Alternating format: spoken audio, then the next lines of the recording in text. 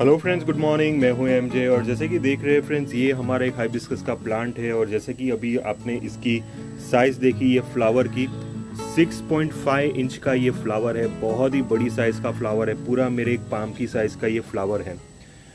तो आज की वीडियो यही टॉपिक पे होगी कि हम अपने हाइबिस्कस के ऊपर बड़े फ्लावर्स कैसे ला सकते हैं। एक फ्लावर आपको यहाँ पे दिखेगा, जैसे कि देख रहे हैं डैमेज है, ये चिड़ियों ने डैमेज कर दिया है। चिड़िया आके हमारे जो हाइबिस्कस के फ्लावर बर्ड्स है वो खा जाती है। इसलिए आप जाली वगैरह लगा सकते हो, लेकिन मेरे पास जो अभी हाइबिस्कस है वो बहुत सारे हाइबिस्कस है। हर एक हाइबिस्कस पे मैं जाली वगैरह नहीं लगा सकता, तो मेरे गार्डन में ये इश्यू एक हमेशा रहता है। नहीं तो बाद में आपको इसके ऊपर बहुत सारे फ्लावर्स देखने को मिल सकते हैं। अब पॉइंट पे आते हैं फ्रेंड्स कि हमने हमारे हाइबिस्कस के ऊपर मैक्सिमम बड़े फ्लावर्स हम कैसे ला सकते हैं। उसके लिए सबसे पहली नीड ये होगी कि आपको अपने प्लांट को समझना होगा, यानी कि प्लांट की जो वैरायटी है वो समझनी होगी। अब जैसे कि ये जो पर्टिकुलर वैरायटी का जो प्लांट है, इसके ऊपर बड़े फ्लावर्स ही आते हैं। ये पहली नीड है। अगर आप कोई भी वैरायटी लाते हो गार्डन से या तो नर्सरी से, कहीं से भी, या तो ऑनलाइन भी परचेज करते हो, तो देख लीजिए उसकी फ्लावर्स की साइज कितनी बड़ी होती है।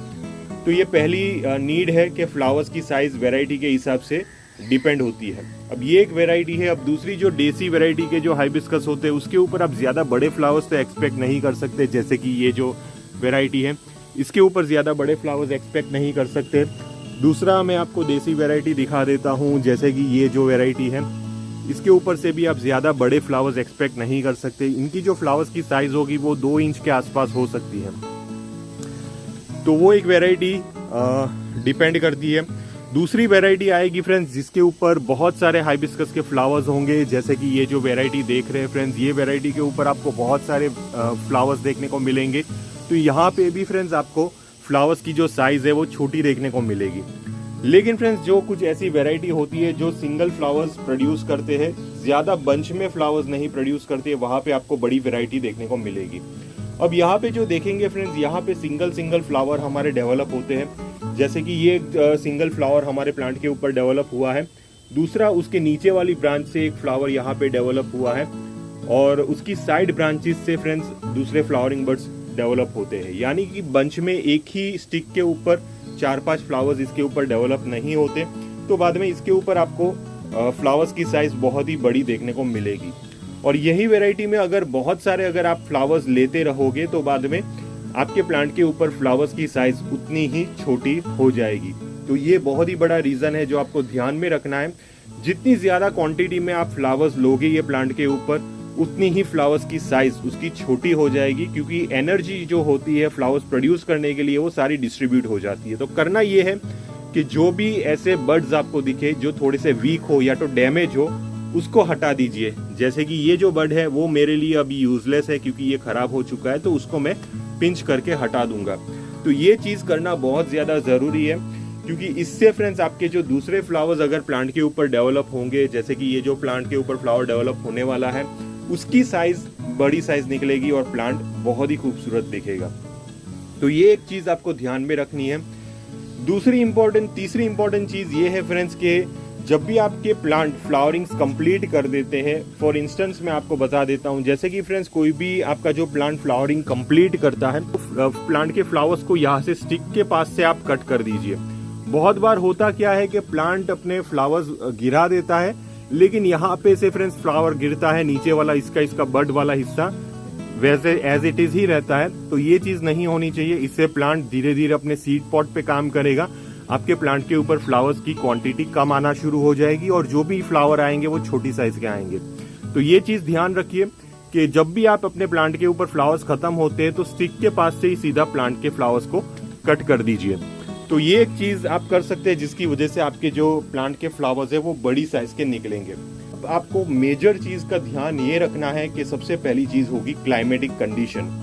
अब आपके यहाँ बहुत ही ज़्यादा गर्मी हो, ह्यूमिडिटी लेवल 30% हो, तो बाद में ऐसे में आपके जो हाइबिस्कस है वो कभी भी बड़े फ्लावर्स प्रोड्यूस करके नहीं दे पाएंगे, छोटे छोटे फ्लावर्स होंगे क्योंकि टेम्परेचर उनके अकॉर्डिंग नहीं है। लेकिन अभी जो बारिश की सीज़न चल रही है, बारिश की सीज़न में ये प्रॉब्लम नहीं होगा। टेम्परेचर अच्छा खासा है, गर्म है, 30 से ऊपर टेम्परेचर है अभी। और दूसरी चीज़, ह्यूमिडिटी क्लाइमेट में अच्छी है, 50% अबाउट ह्यूमिडिटी है। तो ये जो टेम्परेचर है ये इसके अकॉर्डिंग है, तो ये प्लांट आराम से ये टेम्परेचर में बड़े फ्लावर्स प्रोड्यूस करके दे सकता है। लेकिन फ्रेंड्स एक चीज़ का ध्यान रखिए, अगर एक्सेसिव बारिश हो रही है तो ऐसे में फ्रेंड्स अगर आप अपने प्लांट के अंदर नाइट्रोजन बेस्ड फर्टिलाइजर ज़्यादा दोगे, यानी कि जो 13-0-45 जैसा फर्टिलाइजर है वो अगर आप कंटिन्यूस देते रहोगे तो बाद में ऐसे में आपके जो प्लांट के ऊपर फ्लावरिंग बड्स की क्वांटिटी कम आएगी और आपका जो प्लांट है वो बड़े फ्लावर्स प्रोड्यूस नहीं करेगा। जब आपके यहाँ एक्सेसिव रेन हो, बहुत ही ज़्यादा बारिश हो, तो सबसे ज़्यादा अच्छा फर्टिलाइज़र होगा वो है 0050। ये बेसिकली ओनली पोटाश है जो आप अप्लाई कर सकते हो। ये आपको 1 ग्राम पर प्लांट के हिसाब से अप्लाई करना है, सीधा मिट्टी के अंदर डाल दीजिए।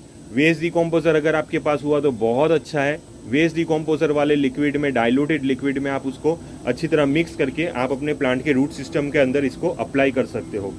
अब ये चीज़ बहुत ज़्यादा ज़रूरी है फ्रेंड्स, क्योंकि पोटाश की वजह से आपके प्लांट के ऊपर फ्लावर बड्स डेवलप होंगे और जो फ्लावर्स की जो साइज़ है, जो फ्लावर्स की जो अभी साइज़ मैंने बताई, इतनी बड़ी साइज़ के फ्लावर्स आपके प्लांट के ऊपर तैयार हो सकते हैं। तो फर्टिलाइजेशन में 0050 हमारे हाइबिस्कस के लिए सबसे ज़्यादा और नेसेसरी चीज़ है। दूसरा फर्टिलाइजर है वो है सीवीड फर्टिलाइजर की वजह से आप फोटोसिंथेसिस का जो प्रोसेस है वो अच्छा चलेगा, जिसकी वजह से आपके जो प्लांट है वो मैक्सिमम फ्लावर बड्स प्रोड्यूस कर सकते हैं। तो ये 2 फर्टिलाइजर बहुत ज़्यादा ज़रूरी होंगे अगर आपके यहाँ एक्सेसिव रेन है। लेकिन अगर आपके यहाँ बहुत ही ज़्यादा सनलाइट अभी आ रही है, बारिश बिल्कुल भी नहीं है, तो ऐसे में फ्रेंड्स आप 13-0-45 ऐड कर सकते हो। जी हाँ फ्रेंड्स, 0050 उसके साथ 13-0-45 आप ऐड करिए। 1 ग्राम के हिसाब से आप 13-0-45 लीजिए, 1 ग्राम के हिसाब से 0050 लीजिए और सीवीड लीजिए। इन तीनों को मिक्स करके आप स्प्रे कर सकते हो या तो अपने रूट सिस्टम में डाल सकते हो। ये जो भी फर्टिलाइजर मैं बोल रहा हूँ ये हफ्ते में 1 ही बार आपको अप्लाई करना है, बार बार भी अप्लाई करना नहीं है। रेगुलर बेसिस पे हफ्ते में 1 बार अप्लाई करते रहोगे तो आपके जो ये हाइबिस्कस है वो बड़ी साइज के फ्लावर्स प्रोड्यूस कर सकता है। अब सबसे आखिर में जो चीज़ है जो हाइबिस्कस के लिए सबसे ज़्यादा ज़रूरी है वो है हमेशा एक मॉइस्ट सॉइल। देखिए हाइबिस्कस को पानी सबसे ज़्यादा चाहिए, उसको लो वाटरिंग बिल्कुल भी नहीं चलती। अगर आप इसको पानी कम दोगे तो इसके पत्ते पीले होना शुरू हो जाएंगे, जो एक इंडिकेशन होगा कि प्लांट के अंदर लो वाटरिंग हो रही है। ओवर वाटरिंग भी नहीं होनी चाहिए। ओवर वाटरिंग तभी होगी जब आपके प्लांट का जो पॉट का ड्रेनेज होल है वो चॉकअप हो चुका है, पानी ठीक से ड्रेन आउट नहीं होता, तो बाद में प्लांट के अंदर ओवर वाटरिंग होगी, जिसकी वजह से उसके पत्ते पहले झुलसने लगेंगे, नीचे लटकने लगेंगे। तो आपको लगेगा कि क्या इश्यू हो सकता है। तो उसमें इश्यू ये है कि ओवर वाटरिंग की वजह से रूट सिस्टम खराब होना शुरू हो चुके हैं। तो तुरंत आप अपने प्लांट के अंदर पानी देना बंद कर दीजिए, रूट ट्रीटमेंट शुरू कर लीजिए, फंगीसाइड एंड पोटेशियम ह्यूमेट का एप्लीकेशन करना शुरू कर लीजिए। इससे आपके जो पौधे जो रूट सिस्टम है प्लांट्स की वो फिर से डेवलप होना शुरू हो जाएगी और आपका जो प्लांट है वो अच्छी ग्रोथ करना शुरू कर लेगा। अब ये सारे मैटर्स, ये सारी जो पॉसिबिलिटीज़ है, जो मैंने सारी चीज़ें बता दी, लेकिन एक बहुत बड़ी चीज़ है जो अभी मैं आपको बताने वाला हूँ।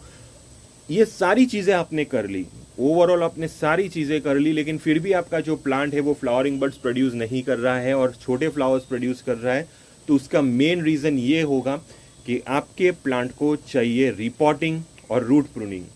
ये बहुत ज़्यादा ज़रूरी चीज़ है। रूट प्रूनिंग आपको हाइबिस्कस में हर 1.5 से 2 साल में एक बार करनी ही करनी है और ये कंपलसरी चीज़ है। देखिए ये जो प्लांट है, ये प्लांट को लाके मुझे अराउंड 1.5 साल हो चुका है और ये प्लांट पे मैंने इस बार रूट प्रूनिंग की थी। रूट प्रूनिंग करने के बाद ये प्लांट को मैंने ग्रो बैग्स में लगाया था। ग्रो बैग्स में से हटा के फ्रेंड्स मैंने इसको एक नर्सरी पॉट दिया है, ब्लैक कलर का वेल ड्रेन्ड पॉट है। तो मैंने इसकी पॉट भी चेंज किया, यानी कि रिपोर्टिंग भी की और रूट प्रूनिंग भी की। रूट प्रूनिंग ये सारा प्रोसेस करने पे फ्रेंड्स अराउंड 1.5 से 2 महीने के बाद ये प्लांट मुझे अभी फ्लावरिंग्स दे रहा है। तो ये प्रोसेस बहुत ज़्यादा ज़रूरी है अगर आप अपने प्लांट के ऊपर एक हेल्दी और बड़े फ्लावर्स चाहते हो। अगर ये प्रोसेस आप नहीं कर रहे टाइम टू टाइम, अंदर ही अंदर रूट्स बाउंड होते रहते हैं, प्लांट को ठीक से ऑक्सीजन नहीं मिलती, तो बाद में ऐसे में आपके जो प्लांट है वो कभी ज़्यादा फ्लावरिंग्स नहीं देंगे और आपके जो प्लांट की जो फ्लावर्स की साइज़ है वो छोटी रहेगी। फाइनली इंसेक्टिसाइड का स्प्रे करते रहिए, क्योंकि इंसेक्टिसाइड की वजह से आपके जो प्लांट के ऊपर पेस्ट अटैक वगैरह नहीं लगेगा। और अभी जो ह्यूमिडिटी जो क्रिएट हो रही है, ह्यूमिडिटी की वजह से आपके प्लांट के ऊपर फंगस भी बहुत ज़्यादा लग सकता है, तो फंगीसाइड का भी स्प्रे करिए। इससे ओवरऑल आपके प्लांट की हेल्थ बनी रहेगी और आपका प्लांट बड़े फ्लावर्स प्रोड्यूस करके दे सकता है। तो ये सारी चीज़ों को ध्यान में रख के आप अपने प्लांट के ऊपर एक बड़े फ्लावर्स ला सकते हैं अपने हाइबिस्कस के ऊपर। अगर आपको किसी भी टाइप का कन्फ्यूजन हुआ तो बाद में आप मुझे प्लीज़ इंस्टाग्राम पे मैसेज कर सकते हो, टेलीग्राम ग्रुप में मैसेज कर सकते हो। टिल देन के लिए थैंक यू फ्रेंड्स और हैप्पी गार्डनिंग।